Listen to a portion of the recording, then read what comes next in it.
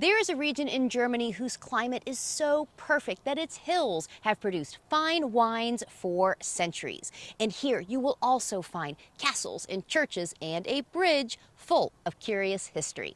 Servus from Franconia.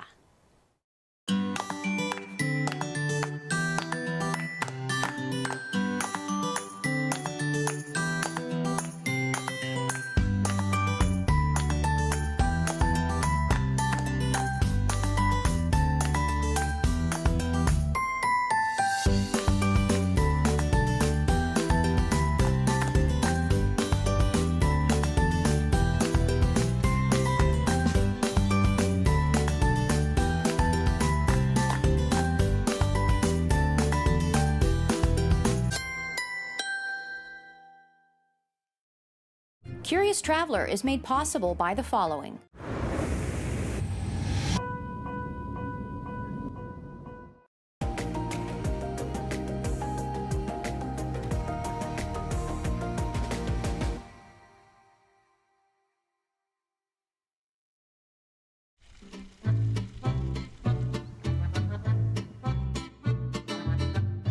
In ancient times, a tribe called the Franks settled this region behind me. In the Middle Ages, Franconia becomes one of the 5 great duchies of medieval Germany. In the 19th century, Franconia is divided between the kingdoms of Bavaria and Württemberg. And today, we're going to try to cover as much of that curious history as we can, while of course, making time for some of Franconia's fine wines and even finer cuisine. So for now, willkommen to Franconia.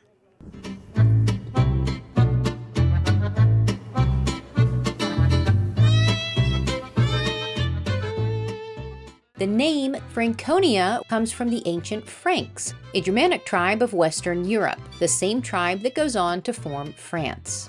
Over the centuries, Franconia passes between different dynasties and empires, and has a rich Catholic tradition, which can still be seen today through its many, many churches. It eventually becomes part of Bavaria, but Franconians are proud of their distinct Franconian heritage, which includes their distinct red and white Franconian flags and their distinct red and white Franconian wines. So, here's what I'm curious about in historic Franconia. Who stands proudly atop this fountain? And who lies underneath a linden tree? What very important treasure used to be stored in this medieval hospital? Where can you find the patron saint of bridges? Why did some 11th century neighbors fight over these vineyards? When did a cannonball maker design this beautifully Baroque palace?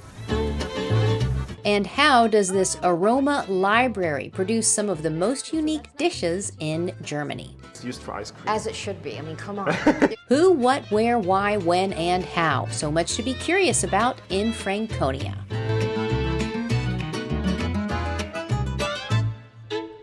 Our first stop in Franconia is its largest city, Nuremberg. Nuremberg has a long royal history which begins around 1046 AD, when a castle was built here for a German king. On the site of that original castle is today's Kaiserberg Imperial Castle, the mighty symbol of this city. In the Middle Ages, Nuremberg becomes an important center of the Holy Roman Empire. Then it becomes a center for the German Renaissance, with artists like the great Albrecht Dürer, who drew in incredibly accurate detail. One of his most famous works is the rhinoceros, which was so legendary because no one in Europe had actually seen a rhinoceros before. And in fact, Dürer hadn't either. He created his famous woodcut from someone else's description, and he added his own armor-like fantastical details. Scientific inventions like an early globe and the first pocket watch are created here in Nuremberg during this time period, and the town takes shape. But of course, Nuremberg has a tragic history too. This expansive main market square was once the Jewish quarter, but in the 14th century, it, along with its synagogue, were torn down. Then, in the 20th century, the city goes through its darkest history, when, in the 1930s, Nuremberg becomes a center for the Nazi Party, who hold their rallies here, enact the Nuremberg laws, and later the Nuremberg trials are held here. After the tragedies of World War II, Nuremberg rebuilds and now looks back to its Renaissance days. Some portions of the medieval and Renaissance city survived, which today form Nuremberg's historical mile. To guide us through these historic treasures is local guide Claudia Radke. Well, they chose wisely.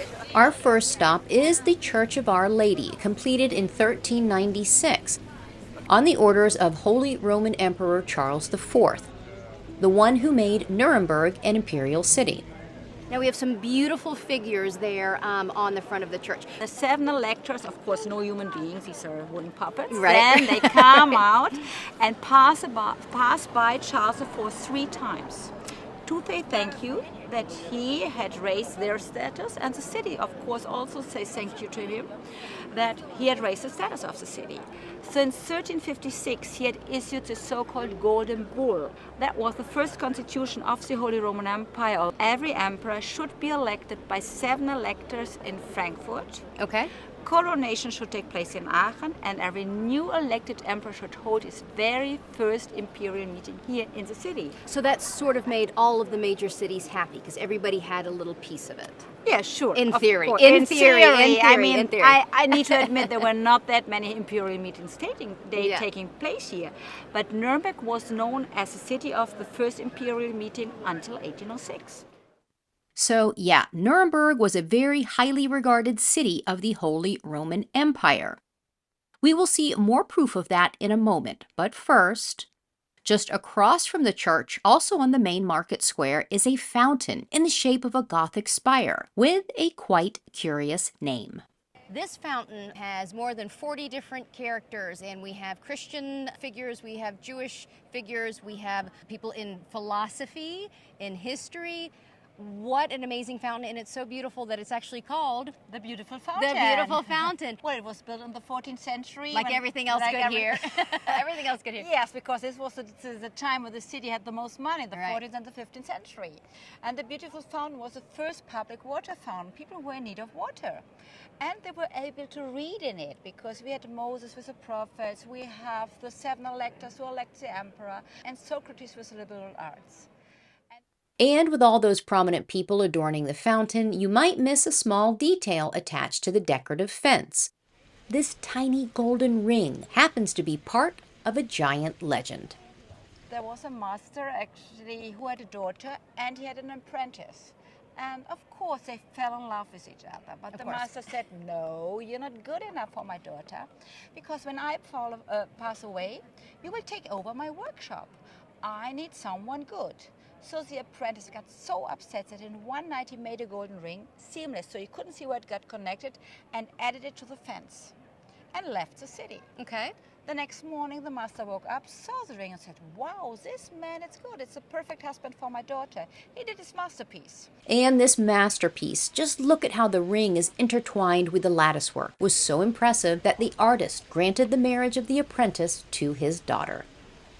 So, this ring became a symbol of wishes coming true. And today, if you turn the ring, your wishes will come true. Well, that is, if you can reach it.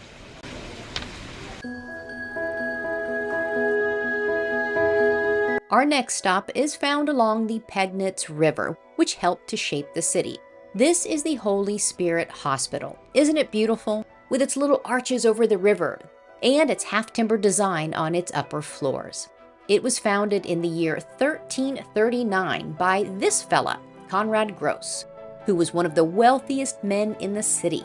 The hospital also served as a nursing home for the elderly, a home for the poor, and its adjacent chapel served another, more curious purpose.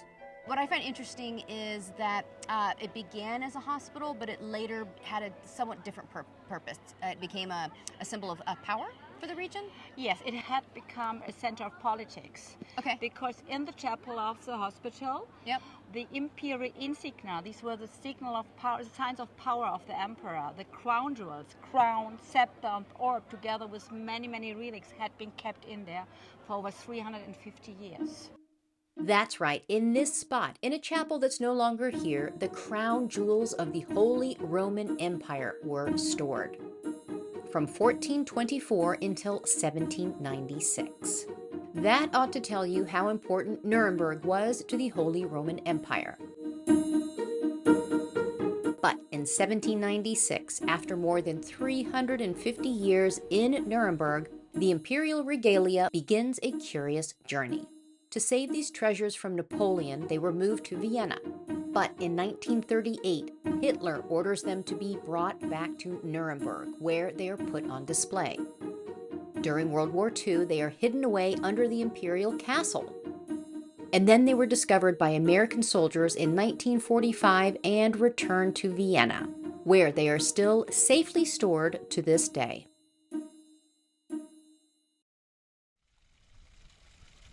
Next, we go to the former capital of Franconia, Würzburg, where we find a mighty castle up on a hill, a Baroque palace down in the center of town, and a beautiful medieval bridge connecting the two. The Alte Mainbrücke, or Old Main Bridge, dates back to the 12th century, and in the 18th century, these 12 important statues were added. Here you will find prince-bishops, St. Kilian, the patron saint of Würzburg, and even the patron saint of bridges. Wow, I do like a dramatic entrance. Würzburg began as a Celtic settlement here along the main river. And then the Würzburg prince-bishops ruled from the 8th through the 19th centuries, which explains why there are so many beautiful churches here. In fact, those prince-bishops liked that original Celtic hill fort location so much, they built their mighty Marienburg fortress right on top of it.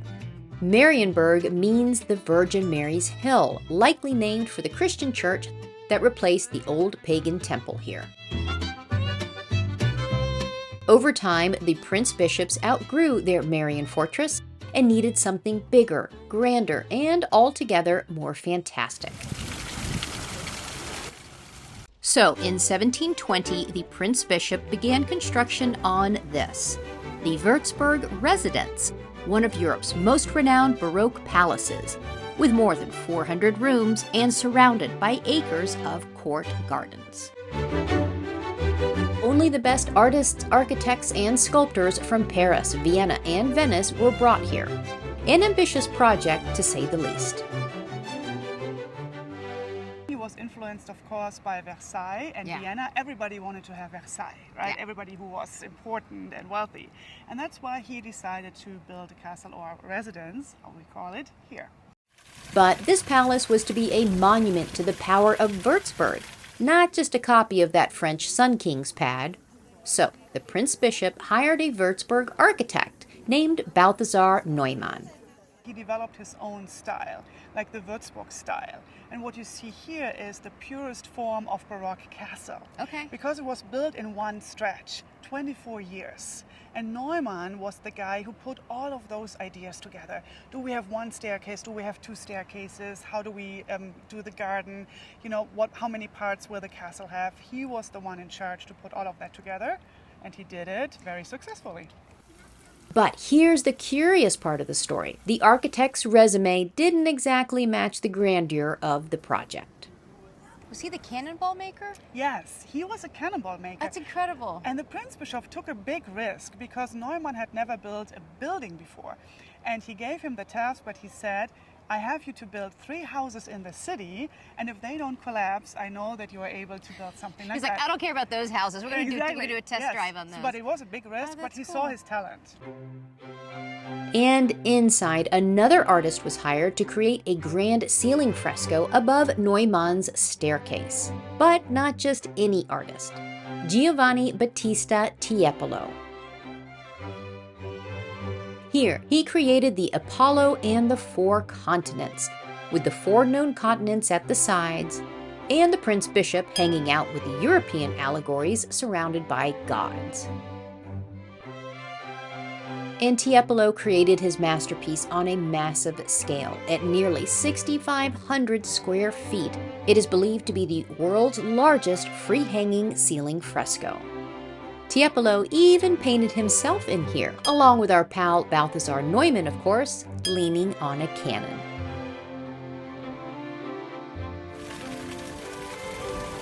And back outside, taking pride of place at the entrance on the Franconia fountain, is another important artist, dear to the history of Würzburg. But this artist was a poet who forever sits here in front of the palace in his signature thoughtful pose. We have a poet from the medieval ages, Walter von der Vogelweide. I'll let you say that. Walter von der Vogelweide, yes. And he wrote poems, but he also was a singer. A Minnesänger, and he wandered from court to court, and he was singing about love, about other things. He always tried to get like a piece of land from the king or from the prince bishop, but never got it until the end, where he got it, and then we was all excited about that and said, I have it. Now I don't have to be cold anymore. Von der Vogelweide wrote hundreds of songs and poems, but is most remembered for his love poetry. His most famous love poem is called Under the Linden Tree. And he is forever honored for that poem and for his contributions to German poetry in a very special place here in Würzburg. Here, in a little hidden courtyard between two beautiful churches, underneath, you guessed it, a linden tree. So he's buried here, and people come here when their heart is broken. So when you're a broken heart, or when you fell in love, sometimes people come here as well. I think it's really special because it's just his tomb and all this space here in the courtyard next to the church just for him. Exactly, yeah. So, and you can see how important, or it tells you how important he was. And if you look closely, you will see how romantic the linden tree actually is, because the leaves are shaped like little hearts.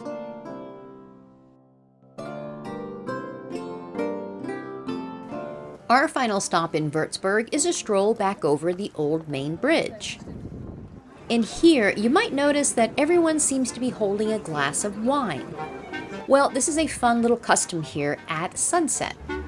You get your glass of wine at one end of the bridge and return your empty glass at the other. And this is a very fitting custom because Würzburg has been part of a wine trading network and wine producing region for millennia. In fact, if you look up at the Marienburg Fortress once more, you will see that we're surrounded by vineyards.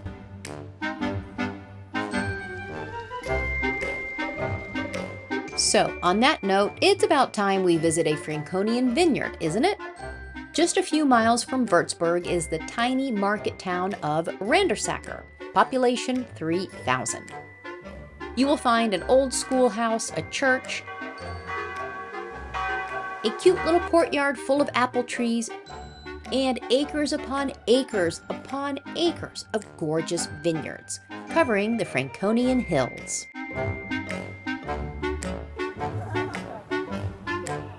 You won't have a problem borrowing a cup of grapes from your neighbor around here.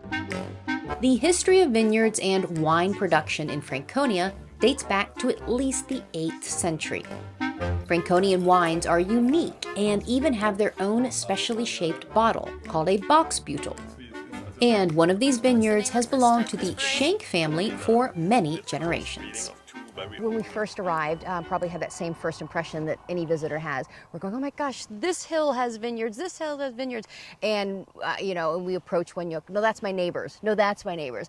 So I would assume that just about everybody who lives here has something to do with the wine business. Yes, it used to be even more. Okay. So every house had some vineyards of themselves to supply themselves with wine, of course, because nobody likes to drink water in here. But, why would they? But nowadays we still have 25 wineries in a very small town. So every second house is probably a winery. Thomas and his wife Caro own and run the Schenk Winery and produce Franconian specialty wines like the Silvaner. Thomas's grandfather was a master wagon builder. And his old workshop is now the Schenk Wine Tavern, Ja, das ist ziemlich cool. Und der where each sprudelt sip auch is noch. truly a taste of Franconian history. Irgendwie von Apfelsaft besoffen werden. What is it about this climate and this soil? Because I mean, from where we're standing, I see the hills covered with grapes and vineyards. So the climate here is very, very unique because it's very dry. It's continental.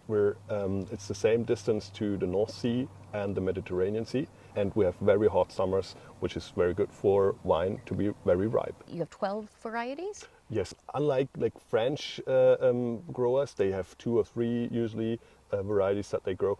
Germany is a little different. After the war, people started to rebuild the vineyards, and they planted whatever they felt like. So we're very open-minded here. So there's a lot of Chardonnay being planted in the last decade, or Sauvignon Blanc. So we basically do everything because we're curious.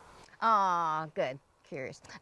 Thomas's ancestors began growing wine grapes here more than 300 years ago, but the history of this fertile Franconian soil goes back much further. So for your family, it goes back 11 generations, but for this soil, it goes back hundreds of years or thousands of years. The first mentioning of the town of Randasaka, where I come from, is been 778, and it's been an argue about a vineyard. So that's the first mention in any book is about a vineyard. So was it 2 neighbors arguing about it? I'm not sure what it's because it's old German. I can't even read it. Yeah. But there's a document in the town hall. I was going to say, where there's wine and where there's neighbors, there's going to be an argument, no matter what, no matter what.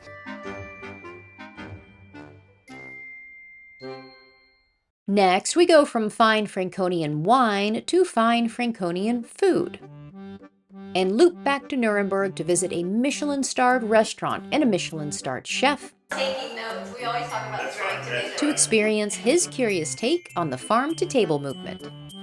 Welcome to Etz. Etz means now in the Franconian dialect, which is perfect because Chef Felix Schneider uses only the freshest ingredients that are ripe and ready to eat now.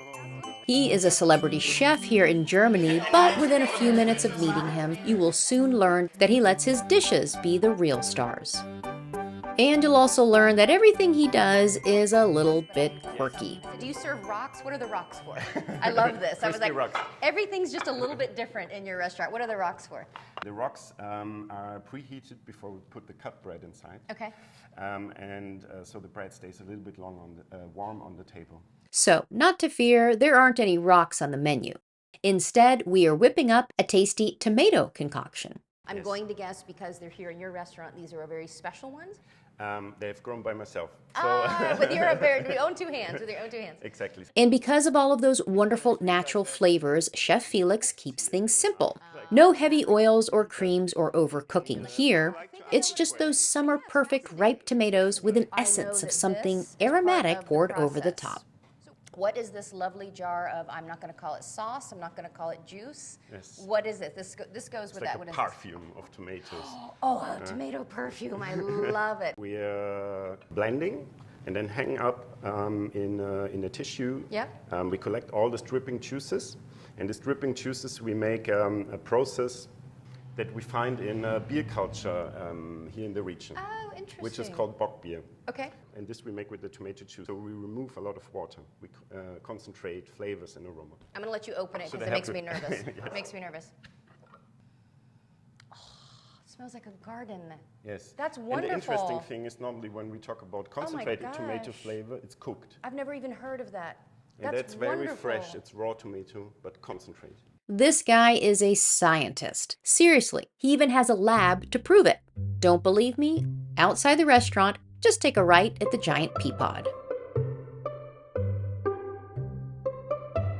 So this is where the culinary magic really begins, in a place that looks a whole lot like where a wizard would store his potions. All right, this is the most amazing. I think it's either a science lab or a museum of creepy crawly things that happen to be really tasty. Yes. What do we have here?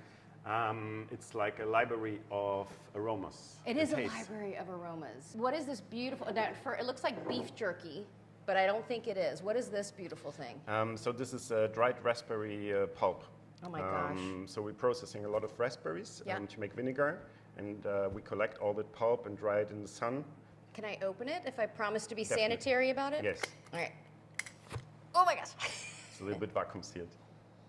Oh my gosh. Amazing, like the perfume of raspberry-scented angels.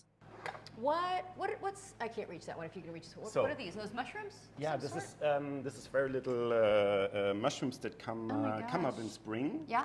And they're called Nelkenschwindling, which is something like clove. Okay. They have a little bit a taste of cinnamon or clove. A mushroom has a taste of cinnamon? Yes. Oh my gosh. You recognize like the perfume of spice. I love it. So everybody needs to eat slowly so they can appreciate all the flavors. Yes, Yeah, yes. when you're watching your customers, like, you better eat this slowly. And then there is a whole collection of food items that you wouldn't think are food at all. Well, maybe food for squirrels. Are these pine cones or are these sea creatures? I'll give one to you. What are these guys? Yes, we have Oh pine my gosh, and we have these spruce. are pine cones. What in the world do you use these for? We use, for example, the cones to let meat rest in between the frying process. Each of these special items are stored at the peak of their freshness. So when you enjoy one of Chef Felix's dishes, you just might feel like you're taking a bite out of a Franconian summer. And what we love to do, in winter we have a serving of the frozen raspberry bush.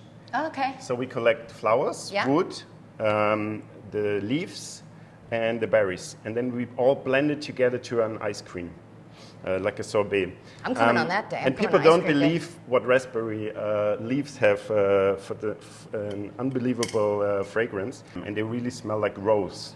I can smell it already. Yeah, it's like a little bit like that's tea. wonderful.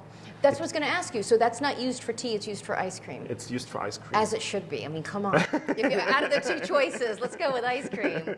That's incredible. I could spend all day here in the Aroma Library, but Felix needs to get back to cooking up more masterpieces for his guests. So it's time to say Auf Wiedersehen to the Etz and to Franconia. So, from a German castle overlooking a Holy Roman imperial city, full of fountain-guarding figures and an emperor forever watching over his city, to a princely palace designed by a cannonball maker, decorated by a supersized statement, and fronted by a wistful poet, to some ancient vineyards which continue to produce unique wines all these centuries later, to a unique, to say the least, aroma library full of delicious Franconian-grown delights. Franconia has so much to be curious about.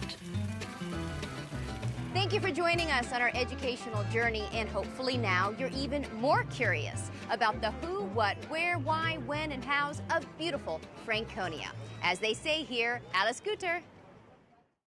We have filmed around the world. We filmed probably close to 70 episodes now. This is the first time I've had one of our videographers picking a grape and eating it behind the camera while we're doing the interview. I saw him doing that. I just thought, that's a compliment. That's a compliment. That's a compliment. I take it as that. You're not going to get charged for that. No. All right? Curious Traveler is made possible by the following.